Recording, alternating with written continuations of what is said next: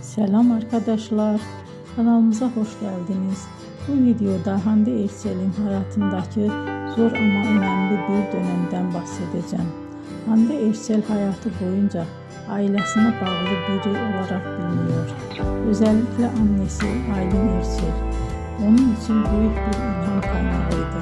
Ne yazık ki 2019 yılında annesi uzun süren bir hastalık sonrası hayatını kaybetti. Bu olay Hande Erçel'in hayatında derin bir iz bıraktı. Ancak o zor zamanlara rağmen kariyerine devam etti ve çalışmalarına ara vermedi. Aynı yıllarda oyuncu olarak yeni projelerde yer aldı ve izleyicilere güçlü karakterler sunmaya devam etti. Belki de bu nedenle birçok hayranı onu sadece başarılı bir oyuncu olarak değil, aynı zamanda güçlü bir insan olarak da görüyor. Beni izlediğiniz için teşekkür ederim. Bir sonraki videoda tekrar görüşmek üzere. Hoşça kalın.